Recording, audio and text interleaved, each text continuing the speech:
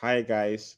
Uh, Good afternoon. Welcome back to another BingX AMA session. Today we have with us Kate Wang, who's the Chief Marketing Officer at RSS3, and she's going to tell us all about the project today and what it is about.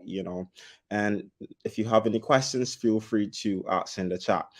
So before we get started, Katie, I would love that you introduce yourself and tell the audience, a little bit about yourself, how you got into the industry, etc. Thank you so much, Alfisco. Thank you, BingX, for the chance to speak here today. A little bit of intro about myself. I joined at RSS3, I think, a couple of months or half a year now, almost back then. Before RSS3, I was in a cross-chain infrastructure protocol, no Nice. name mentioned. And before that, I was in a NFT finance infrastructure protocol, and then before that, I was in an Oracle, and before that, I was in a very first DeFi project on a native chain back then, and then I think I should stop here before the audience thinks I'm 1,000 years old, but I'm yeah fairly old, but not as OG as a lot of the Ethereum space peeps. But that's a little intro of myself. Thanks so much. That was pretty short and to the point. So can you tell us a little bit about, what our SS3, what the project is trying to achieve? What is its main goals? What, just give us a little bit of crackers or cookies about what the company does. 100%. I think we have an official one-liner, and as their marketing representative, I have to say it out loud before I dig a little deeper. So officially, we are the information dissemination protocol, and we're Mhm. designed to achieve open, efficient, and secure flow of information around and on the open web. Um, a lot of people at this point will ask me, what is the open web? Open web actually includes Web3, includes blockchain, but it includes a little bit more. It also includes decentralized networks such as Forecaster, Noster, Mastodon. All these, we wouldn't strictly consider them as Web3 because they don't have a chain per se, but they're also trying to decentralize uh, the Web2 in one way or another. Other than that, what it really means, what RSS3 really does is that we actually have now all these benefit of Web3 and decentralized network in this era of trying to quote unquote decentralize everything. We have now in this decentralized era transparency or creator ownership, permissionless, most important, decentralization, censorship resistant, and so on. But the issue we have now is all these valuable data are actually all scattered around in different networks and on different blockchains. And then if you're a builder, you'll know they're in different standards. They're not as readily available, usable compared to Web3 centralized server data. And here's where RSS3 comes in. We essentially aggregates. I think now we have over 100 data source, including blockchain, decentralized network, dApps, and here and there. And after we aggregate them, we index. And on top of that, we also standardize, we clean, we process these raw data. And then after that, we would actually stream them into readily accessible and usable, humanly readable format for builders to easily just stream them, plug them in into their apps if they want to, essentially making these all scattered different standard data readily accessible, so then these builders can easily scale, so then we can have ultimately hopefully mass adoption of these decentralized data. And that's in a nutshell what RSS3 is trying to do and what we started with. But then recently we also branched into a little bit of AI because according to our CTO, we started AI actually before the open AI bloom, quote unquote. But it's because our CTO actually thinks AI it's part of data, essentially. So we actually had an mini AI team even before all these AI bloom. So AI would also be a very important focus and arm of RSS3 moving forward as well. Oh, perfect. Yes. AI is very important right now. You can see how AI is going to be applicable for this project and what's not. I just want you to walk me through though.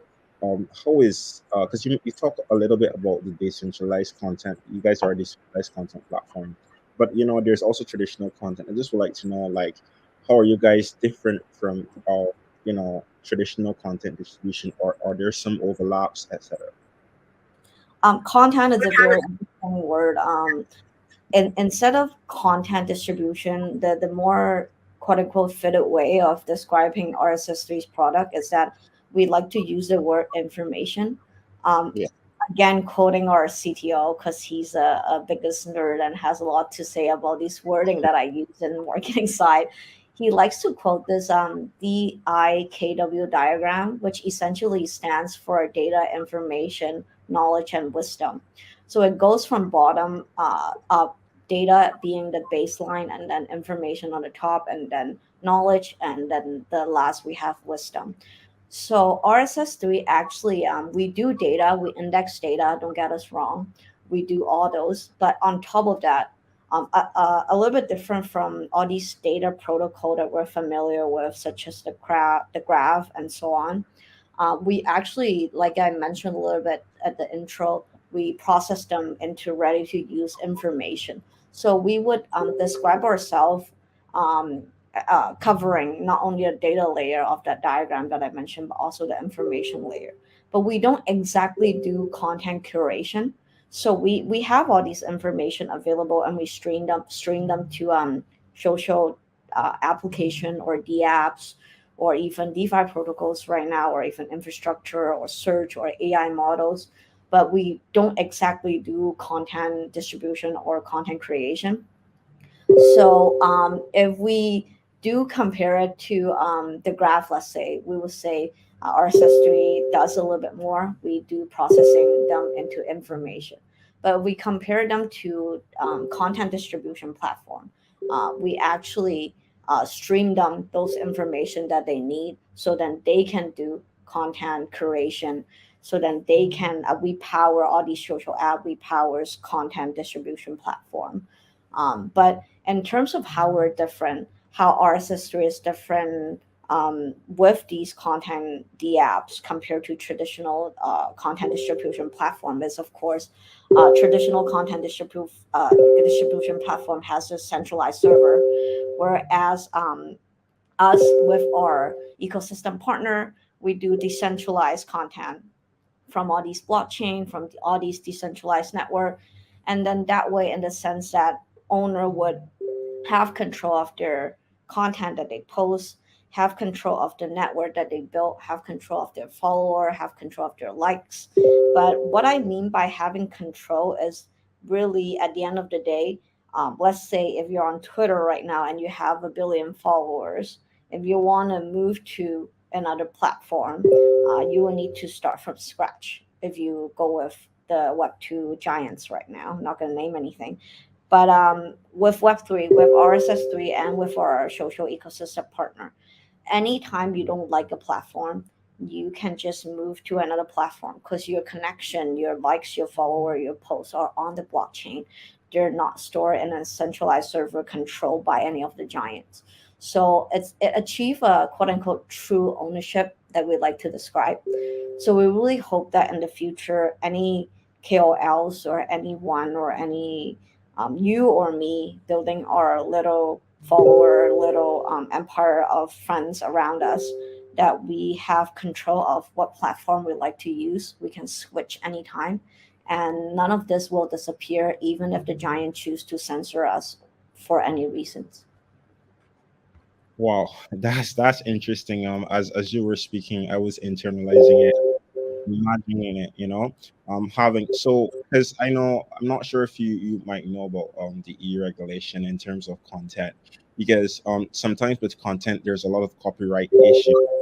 How do you filter that? Like because let's say someone because so this one want to ask like what kind of blockchain do you use? Permissionless, use private, public blockchain, in terms of storing data? Because like let's say someone use copyrighted information and publish it, uh, you know, to your system.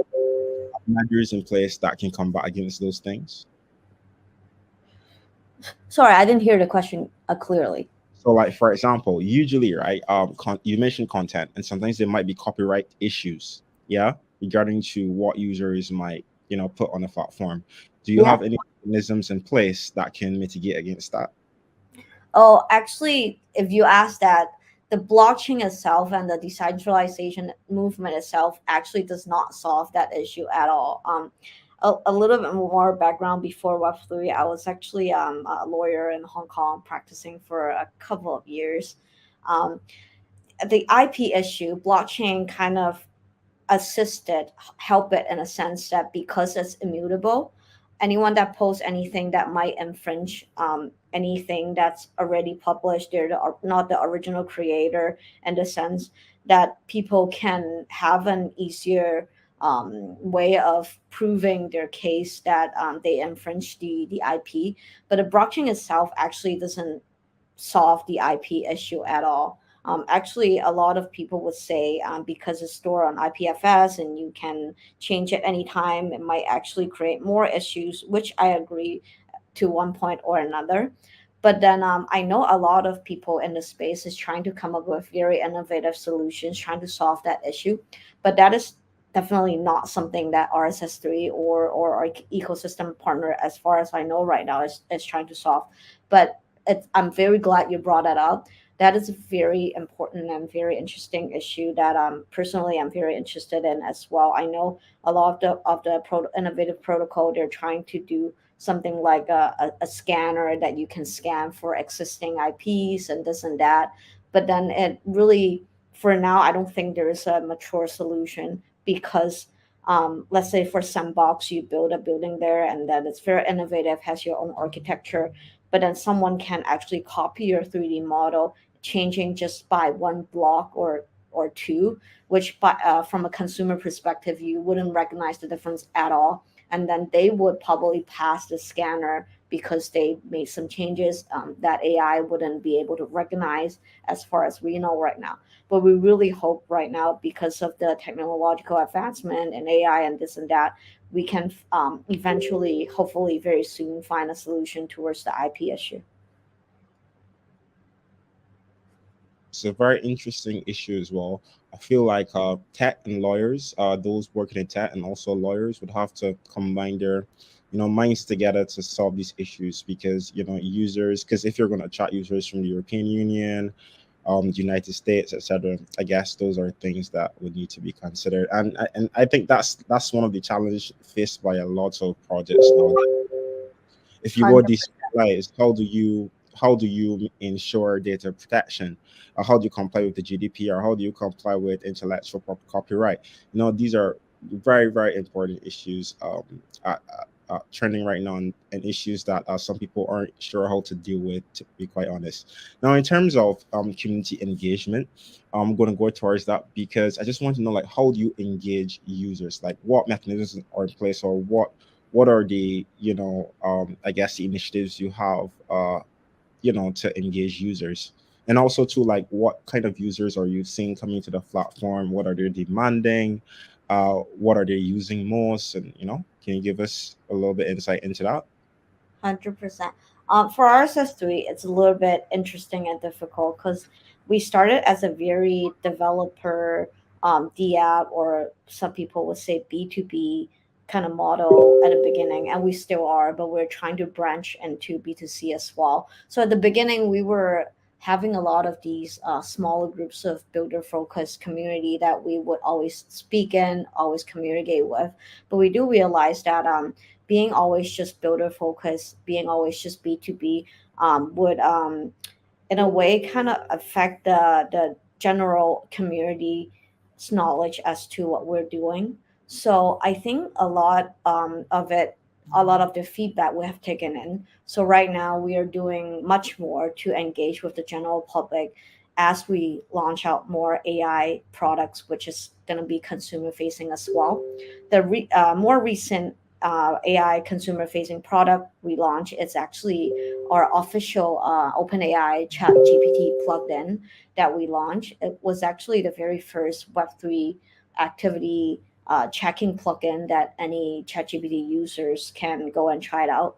Um, as we roll out more of these consumer facing products, I think some of the very important aspect that we will be focusing on, and we know they're very important, is that one is regular communication. We want to maintain very open, very transparent communication with our community members, in the sense that even though we might not be rolling out everything every day or every week, we would keep regular updates, announcements, just telling the community what we're doing. I think that's very important because in a decentralized era, your community might be holding your token. They might be one of the stakeholders. They might be actively monitoring your project. They might want to get involved. So just letting them know every day what we're building, what we're doing, which is a lot, and communicating with them is very important. And then the second is keeping a very interactive community channel. So we have a very good community manager that's always keeping all these FAQ forums and always keeping all the feedback and response. He actually does a summary of what the community is saying every week to the core member of our team, so that we know exactly what our community wants to know, and what they're lacking in terms of information from us, the core team. And then what we're working on right now, it's more educational content. We realize, as one of the leader in the Web3 and AI cross space in terms of tech, we want to roll out more educational content so our community actually grow with us in terms of how Web3 and AI can cross intersect.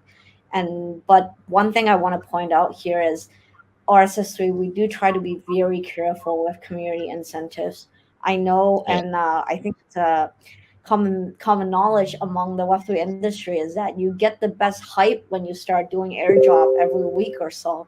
But then we also know from history, from previous incident, that pure airdrop and pure incentive doesn't really get us far.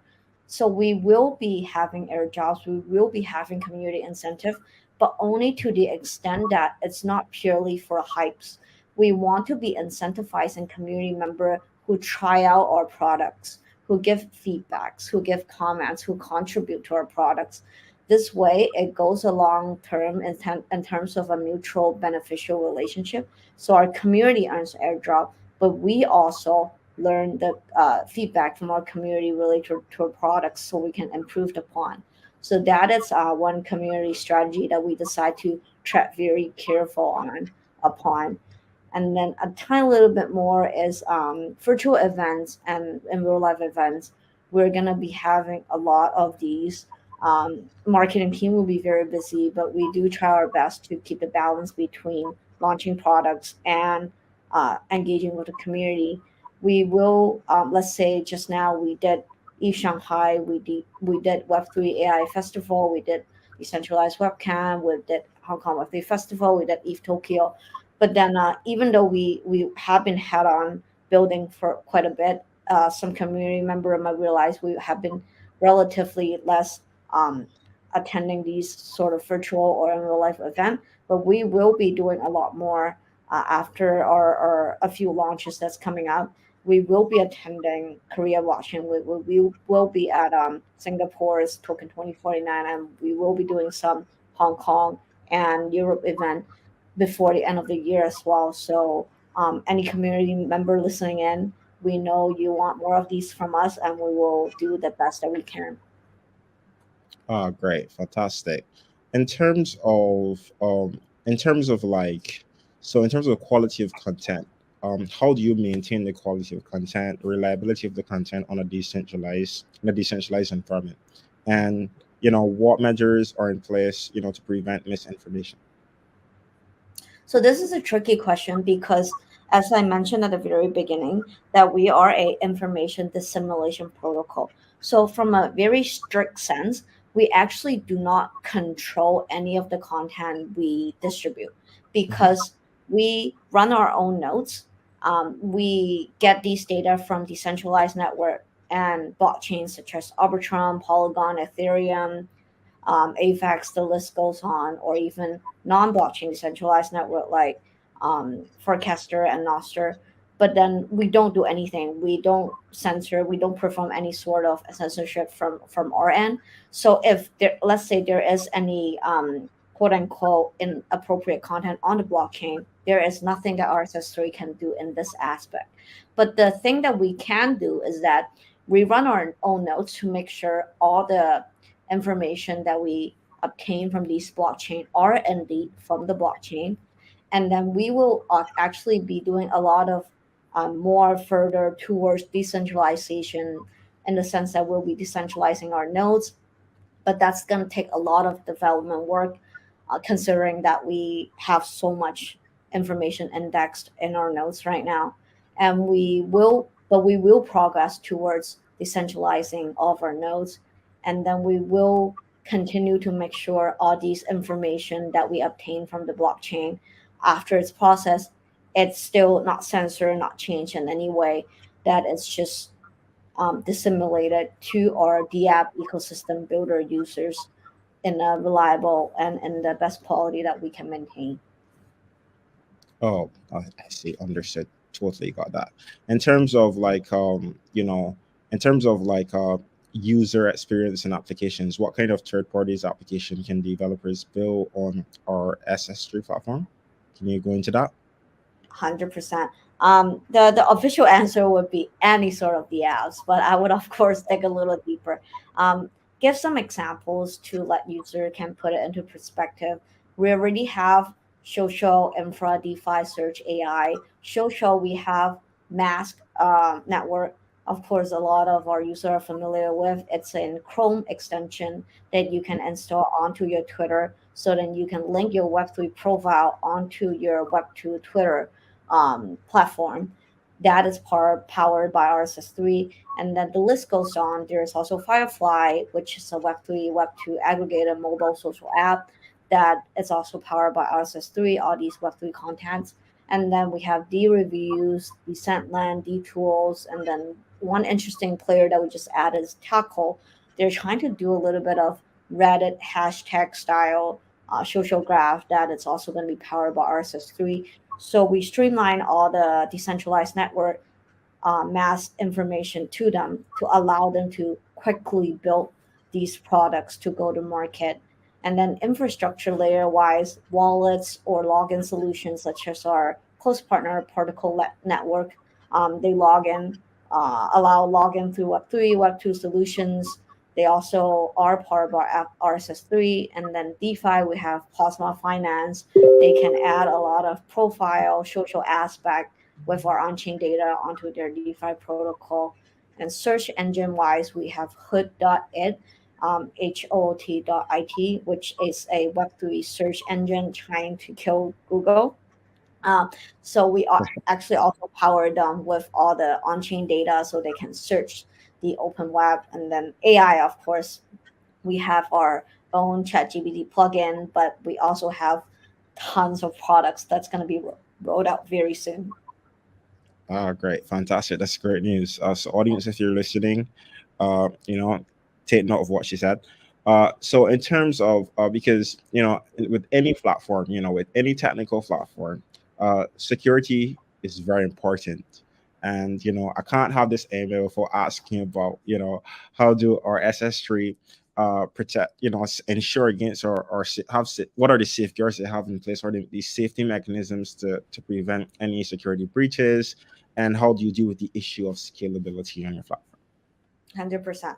So I actually already briefly touched upon. So right now we're running our own nodes to make sure no misfeasance can happen between the actual decentralized source network and RSS3 while we index their information. But Mm, slowly we will be rolling out V2. Our V2 of our entire network actually, we have to reroute, redesign, restructure, re-architect everything that we have built, but our CTO, he's working day and night just to make sure V2 happens. It's also one of the main reasons is for security. We want to make sure that our nodes and our decentralized network of vast amount of information that we're supplying to these DApps right now, that they're decentralized. The more decentralization we can achieve, we are a firm believer that it will be more censorship resistant. It would be more secure, in that sense that also we can allow our community member to participate in with their RSS3 token as well.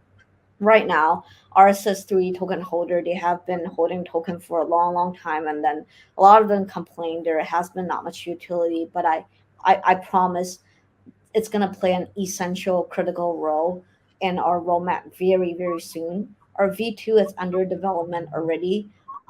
It's going to be having all these decentralization characteristic going towards the security of our RSS3 network, but also it's going to allow the participation of token holders so then they can be an actual essential player and essential stakeholder of our entire ecosystem. Okay, so moving now towards regulation and compliance, a question relating to that. As a blockchain and cryptocurrency space, it's evolving. And what are kind of some of the, I guess, the regulatory challenges, in different jurisdictions that you would face, or what are the stumbling blocks that you guys might face in terms of regulation and compliance? I have to start the question with the info that RSS3 is actually a very decentralized group of people. We have people in Canada, in US, in Europe, in UK, and Hong Kong, and Singapore, and everywhere around the globe. So Yeah. I think that that's the case for a lot of the Web3 projects or protocol right now, and that is actually, in my opinion, as a lawyer, a good thing, because it really help us to stay up to date with the local regulatory and not only regulatory but local sentiment as to the whole Web3 and blockchain regulation landscape as well. But for us, the most important part is obviously the same for a lot of the Web3 projects right now, being up to date with US development because they're still a very important player in terms of worldwide economic. And in terms of Asia focus, we'll be focusing a lot in Hong Kong right now because they're taking a lot of crazy Web3 initiative. Any of the community member or listener listening in right now, if you haven't been in Hong Kong or paying attention to Hong Kong, the government is really doing all they can to um, speed their development in terms of Web3 and the crypto and blockchain space at all costs. So welcome. Personally, I'm in Hong Kong, so welcome anyone listening and to come to the city and pay me personally as well. And then, but we also are taking a very careful, um, albeit aggressive, but very careful treading in terms of innovation. We believe innovation is very important, but we also don't want to touch upon any regulatory issue that might hinder the regulation that the innovation that we're doing in RSS3. And then again, having core member all across the globe really does help us stay up to date with all these different updates. And in terms of a regulatory aspect, I think we're lucky that we're not a quote unquote DeFi or stablecoin protocol. So we're Yeah. not at the forefront yet. And then, but you never know. I think Gary Gensler is changing his target to towards AI now, so we'll be paying very close attention to that. Um, at the core, we are a information distribution dissemination platform. We believe what we're doing can only do good to the entire industry and even Web2 apps applications as well. Fantastic. It's great to hear. So for future developments of RSS3, what are the upcoming features or any partnerships in particular that you might be excited about? 100%. So I briefly mentioned we rolled out just now our ChatGPT plugin. So any listener, do go try. Even if you're just an AI user or Web2 users, you can conversationally ask a lot about Web3. Even you can ask your wallet address. You can ask their most recent base chain from Coinbase released.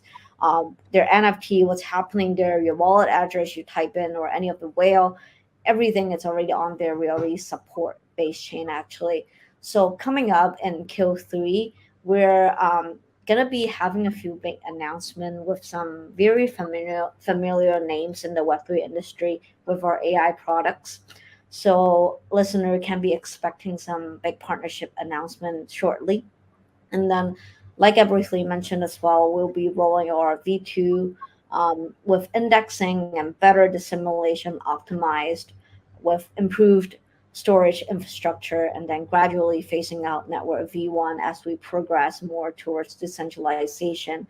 And then a lot more of for the consumers and general listeners, you can be expecting to try out firsthand RSS3 AI products that we built, and in the sense that you maybe have always been listening to RSS3 here and there, but you know we're for builder, you know we're B2B, but you don't know exactly the touch and feel of what we can do. But our AI products that we're going to roll out, you will be interacting firsthand of our capabilities and what we can build. So we will be rolling out more consumer facing products, and then Q4, we would be focusing 100% on improving our AI products, analytic and prediction capabilities. A lot of the AI products right now, including ChatGPT, it's more for creator, creative.